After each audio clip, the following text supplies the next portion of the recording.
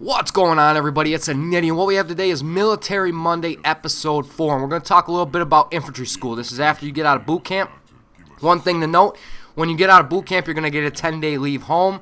Don't be that guy that goes home and wastes all your hard work in boot camp and gains 30 pounds. And you may say, what? There's no way somebody does that. Yes, it happens on a frequent basis. I've seen kids when we came back from our 10-day leave that gained 30, 40, 50 pounds even because they were just gorging on pies and pizzas and all sorts of stuff, and your body just reacts in a much different way from not having sugar and being on a pretty strict diet all the way through boot camp. So you don't want to be that guy. Watch what you eat.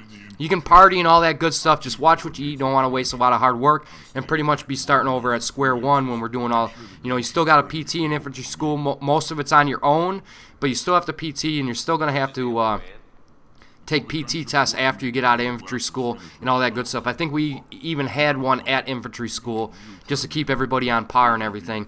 And these kids were hurting really, really bad simply due to just not watching what they were eating and not paying attention and kind of wanting to waste their 3 months of work in 10 days. Also, when you get home, you're going to have a lot of guys that are going to want to fight you. You're going to have a lot of chicks that wouldn't even give you the time of day. They're going to be all over you when you get home. So it's going to be a totally different world when you get home. Just stay straight, stay on the path, and get back to infantry school. And then if you're in the reserves, you can get out and do whatever you want, well, to a point. And then if you're not in the reserves, you're going to go off to your station, and everything's going to be fine. Don't get in a whole lot of trouble when you get home. It happens. Don't be that guy that goes home and smokes a bunch of weed with his buddies, and then when you get back, you got to take a piss test as soon as you get off the bus. When you get back to infantry school, and then about 3/4 of the way through, they find out that they failed it. They get kicked out of the Marine Corps. They get sent home and all that other stuff. And, it's just pretty much just a big waste of time. So don't be that guy. Stay away from that crap and move forward with your career in the Marine Corps. If you guys decided to do it, I take something like this, really serious. If I sign a contract, I fulfill that contract no matter how bad I don't like it, no matter how good I like it. It doesn't matter. I signed the contract, and it needs to be fulfilled. So just remember that when you guys signed up for it. Now you got to just do your 4 years or 8 years in the reserves or whatever you got to do. And then if you don't like it, get out and move on. But just remember you signed that contract, and that applies to everything. That applies to the Marine Corps. That applies to jobs. That applies to if you get a partnership on YouTube. Fulfill your contract, and if it's not what you thought it was going to be, move on after it's fulfilled and everybody's on the up and up. So basically, you're going to get your 10 days, and then you're going to take a plane flight home, which, by the way, you got to pay for. And then you get back down there, and you're going to take a little bus ride from the airport to Jacksonville. And you're going to get off the bus, and you're going to be in your greens. And then you got to get off the bus, and pretty much you go in, fill some paperwork, say, hey, I'm here. And then you're going to have to take a piss test. And you're going to meet a bunch of dysfunctional guys that are giving out the piss tests. Most of the guys that were giving us piss tests were all guys that have been in, 6, 7 years. They're still privates. They've been busted down, and they're stuck on all this crap duty. So those guys will kind of give you a wake-up call of what can happen in certain areas. Those guys mostly were in a lot of trouble. So once you do that, we got there kind of early apparently, and we had to wait for a bunch of other people to kind of show up to kind of fill out the platoons. So I had a week of sitting around. We weren't really allowed to do anything. We PT'd on our own, and then for the most part, everybody just really sat around all day on picnic tables and screwed around. Maybe went down and did some other stuff. But for the most part, we weren't allowed to do any of the cool stuff. We weren't allowed to go to the concerts that they were holding down there or anything. We just pretty much had to sit there. You could go to the shops, buy a couple things, and then come right back. So you were pretty much just stuck in a little hole, call home and all that other good stuff and tell them how bored you are and how much this sucks. And then after that week was up, we actually got to go to our barracks, meet all our platoons, meet the other machine gunners, meet the other mortarmen, and everybody got split up into where we wanted to go. But for the most part, it was pretty much a dysfunctional mess at first. So what you guys need to know is even if you're admin, it doesn't really matter your MOS, you're going to go through some sort of infantry training. For the admin, it's called something a little bit different, and you're only there for about 17 days. You're not there for the full 30 days. They might have changed it, but those guys kind of were off on their own. They did their little thing on their own, and then they kind of left, and you really didn't see any of those guys. So you might miss out on some of your buddies that were in boot camp if they were admin and you're in infantry. You're pretty much not going to see them. If your buddies were infantry, you're gonna be able to run with them all the time. So, but everybody has to go through some sort of infantry training.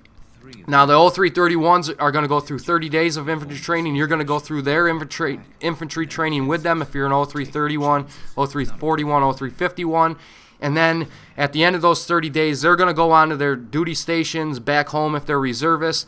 And then the specialty MOSs have another 2 weeks of training. And then everybody kind of splits off and does their own thing.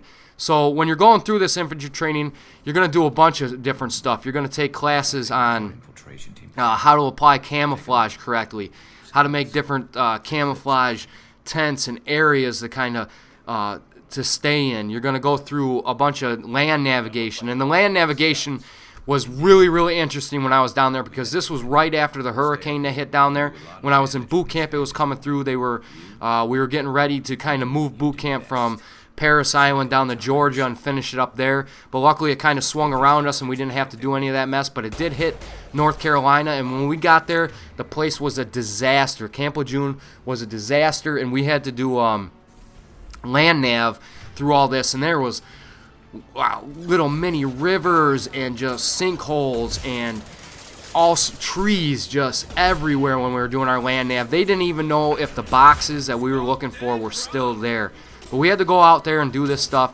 And one thing you'll know is one of the first classes you're going to take down there is on all the poisonous animals and insects and all that other good junk that's down there. And really, North Carolina is like a cesspool of everything that's poisonous.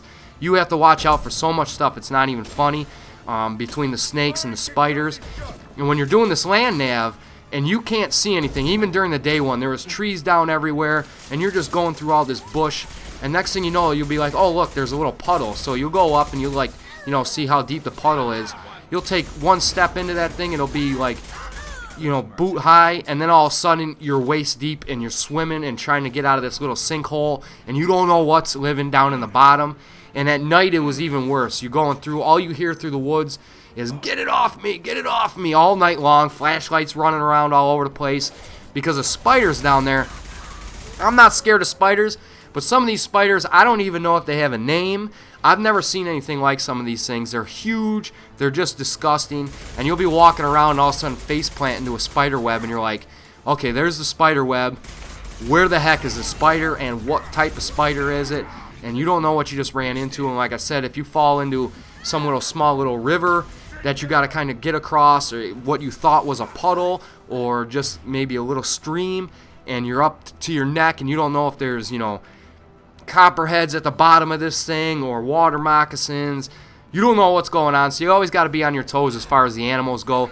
We did run into a nest of rattlesnakes when we were down there, and it was mostly it was babies. We didn't know where the mama rattlesnake was, but the babies are even worse because they don't control their venom, so they just pump everything they got into you, and they can be a lot more dangerous than the mama. But we had to end up killing them all. Actually, we didn't do it. The instructors ended up having to take care of them all, because they can't have a bunch of kids getting bit, and it would have been a nasty occurrence. So you go on, and then you'll see all these weird wildlife habitats down there in the middle of a military base, which I thought was kind of odd, and mostly for woodpeckers. They had like all these woodpecker areas, and they're like, secure, and you can't be screwing around with the woodpeckers, and you can't be screwing around with the trees. And I just thought it was really, really odd to have that, like, boom, right in the middle of a military base, when you never know when a shell is going to come in and take out a bunch of woodpeckers. But, so you're going to go through that class of a bunch of poisonous spiders. And the main thing that you really got to worry about is the brown recluses down there. There were a ton of kids that got bit by brown recluses. I seen one kid get bit on the top of his head. It looked like he had a bowling ball growing off the side of his head. One kid got bit in the stomach. He had to have part of his stomach removed. It's bad news. It's bad news, and if you don't catch it right away, you're in a lot of trouble. So brown recluses are something to really look out for, because when we were actually taking the class, I didn't know what a brown recluse was, and I seen this big old brown spider crawling down the back of this kid's head, and I'm like, holy crap, that's a big daddy long legs. And from being up here in New York, I didn't ever see a brown recluse. And the kid next to me is like, man, that is big, and it just kind of crawled down the back of this kid's head and down the back of his shirt, and off it went. But if it would have bit him, we would have been in a lot of trouble during our poisonous animal class. I mean, it was right there, right in front of us, crawling around, could have bit any one of us, and we would have been, boom, right there, and it made him an example of. So, poisonous animals in North Carolina, not cool. So, like I said, you're going to take that class, and you're going to learn a bunch of stuff about all that other stuff, and that's like a whole half a day because there's just so many of them. And then you're going to learn, you're going to do a lot of marching. You're going to learn, like I said, camouflage tactics. You're going to learn how to properly low crawl. You're going to learn how to set up claymores and do ambushes. You're going to learn and the map navigation, land navigation. You're going to see a lot of kids go missing. A lot of kids, we had 2 kids blow out their knees, and we had to throw out this big search party for them. We found about 6 hours later down in this little ravine. They both had broken legs. It wasn't cool. I felt really bad for them guys because the one kid fell down, the other kid went to go get him out, and he fell down, and they just kind of laid there until people found him. So that wasn't cool for them. And then eventually, then they got to go to MRP, and then they get to sit there until their legs are healed, and then evaluated, and then figured out if they're going to be able to stay in the Marine Corps or not. I'm not exactly sure what happened to those 2 kids, but hopefully they made it out and everything was okay. So you're going to have all of these classes, and it's going to be weeks upon weeks. You're going to be out in the field for a whole week, and for the first 2 to 3 weeks, maybe possibly. Yeah, I think it was about the first 2 weeks. You're not going to get any liberty. And then after that, you're going to be able to go out and hit up Jacksonville on the weekend. And that's something you got to be really careful of. And I stress this, and I'm not exactly sure how it is now, but when I was in, there was a lot of gangs running around down there that did not like people in the Marine Corps. Among many other things, you could get gang banged all over the place. And it was just a hostile environment for whatever reason. This was 12 years ago. There wasn't even any wars going on or anything like that. And there was a bunch of clubs around. 90% of us weren't even 21 yet. There was a couple kids that were 21. But there was a couple clubs down there that you could have had underage stamped on your forehead, and they would have served you. Luckily, the one time that I didn't go, they had a big MP raid there. They rounded up like 60 underage kids. They all got busted, demoted, and all that other good stuff. And that was the 1 week I didn't go there and decided to go drinking. So that was really good. There's also down there, there's strip clubs and tattoo parlors like every other mile. And I say this, it's absolutely crazy. You won't believe it unless you see it. But literally there's a strip club and then a tattoo right next to it, a tattoo parlor next to it. And then you'll go down about a mile and then there's a strip club and a tattoo parlor. And then there's a haircut place in between each one of them. And you're going to find that you're going to want to go outside. There's a couple guys that at least they might still be there, but when I was there, it was like $3 for a haircut. The guy did it all nice and neat, and baby powdered you all up for $3 instead of going and getting your head ripped off down at the haircut place on the base. And I'm stuttering all over the place here, so I do apologize because I'm trying to get a lot of this out. So you're going to see that, and if I suggest if you do get a tattoo, get it down there because they are cheap, because the amount of competition is absolutely ridiculous. So say I got a tattoo on my shoulder that pretty much goes from my elbow all the way up to my shoulder, and I got it for $60. I came back here and priced it out, and it was going to be $450 for what I got. And the guy did an amazing job. It still looks better than anything. I've had friends that got local tattoos, and they look like crap. So take it for what it is. If you're going to get a tattoo, get it down there and just get it while you can, while it's really, really cheap. Also, like I suggested, try to stay away from the clubs if you're not old enough, because at any time they can get MP rated and you don't want to be caught up in the mix of that. And like I said, it's a hostile environment. So when you're out there, always go with buddies. Don't get out there and get caught alone. You're going to have cars pull up that are going to offer you prostitutes. Don't do it. Don't just stay away from that whole situation and just be with a bunch of friends, whether it's 2, 3, 4. They got patrols that go out of off-duty soldiers on the weekends. Some of the gunnery sergeants stuff that go around and make sure everybody's okay and they're not getting jumped. So just be aware of that. It's not fun, and luckily we didn't have anything go down when we were there, but it has happened in the past, and that's why they take all these precautions. Just be really careful. Another thing you're going to want to be really careful of is the girls down there. A lot of these girls are, high-ranking officers' daughters. You don't want to get mixed up in that. A lot of these girls have husbands that are overseas right now. You don't want to get mixed up in that. And a lot of these girls maybe are just looking for a baby daddy with a permanent job and a permanent paycheck that they can just sucker you in. They get the baby, they get out, and they take the money, and then they move on to the next guy, get another baby, take the money, and move on. So be real careful of that. Just stay away from the whole situation as possible. You don't want to get married. You don't want to have kids and all this stuff. As a private, you don't make enough money. As a PFC, you don't make enough money. As a Lance Corporal, you don't make enough money. As a Corporal, you barely make enough money. I think there's a big misconception on how much the military actually makes. Well, these guys make really good money. No, really you don't. We stopped and figured it out, and as an E4 corporal in the Marine Corps, once I figured it out, I was making about 75 cents an hour because you get paid 24 hours a day. It doesn't matter. You could be, oh, I got today off. No, you can get called up and go do whatever you want. They can make you do whatever you want 24 hours a day. They can come get you at 2 o'clock in the morning, get up, we're going, and you get paid 24 hours a day, so it's really not that good of money. Trust me.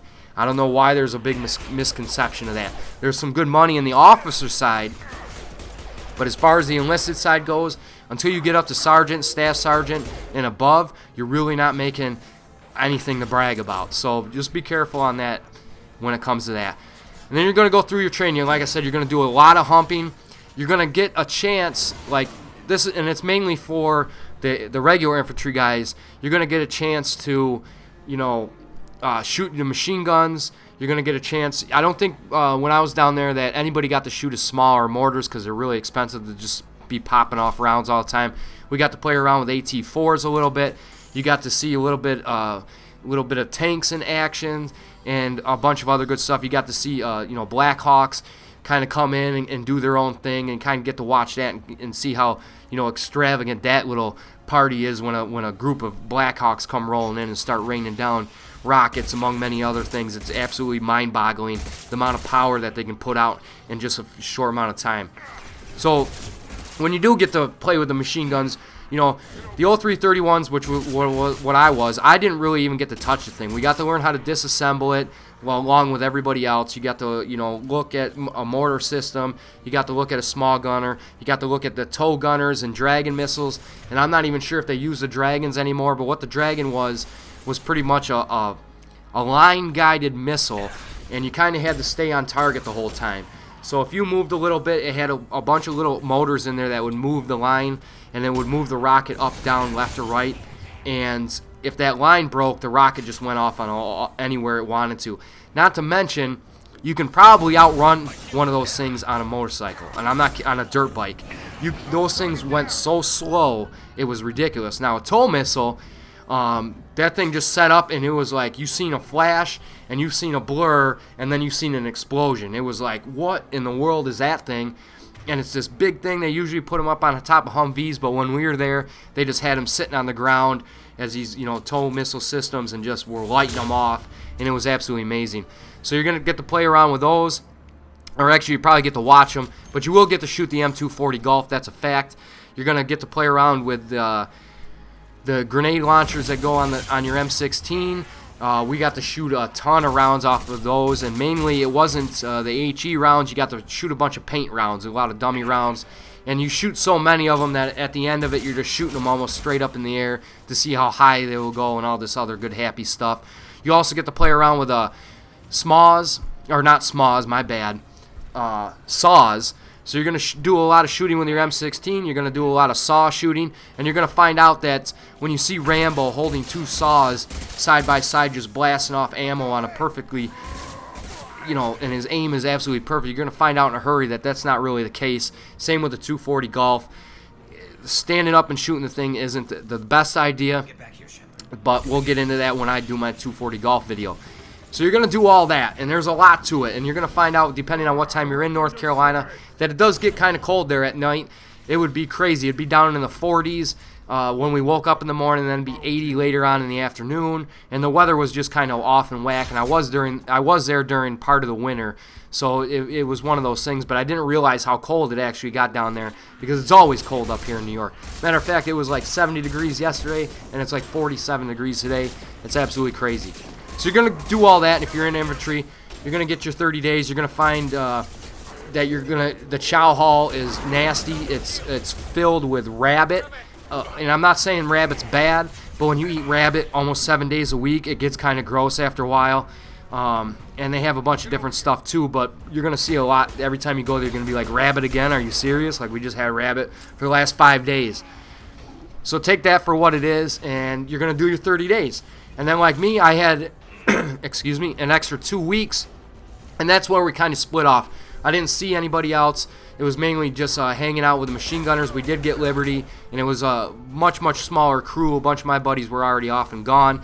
Luckily, the kids that I kind of hung out with in boot camp were also machine gunners, so we kind of got to hang out the whole time and give you somebody to talk to and all that other good stuff.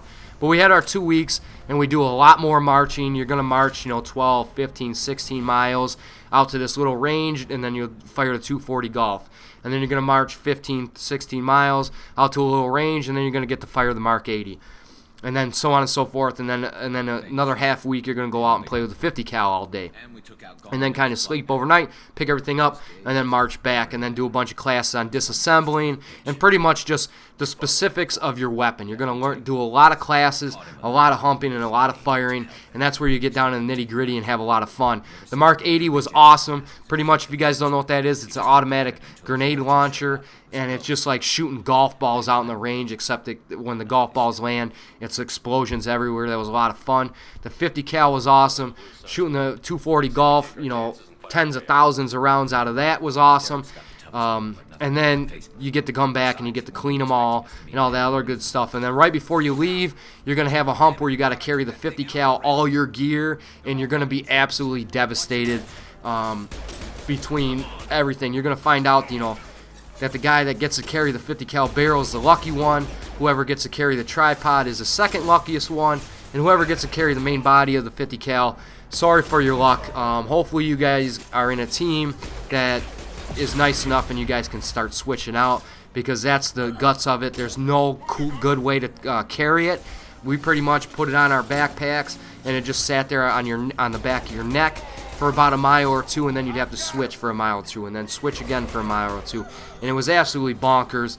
You're like, why would you be humping something like this? And for the most part, you pretty much don't.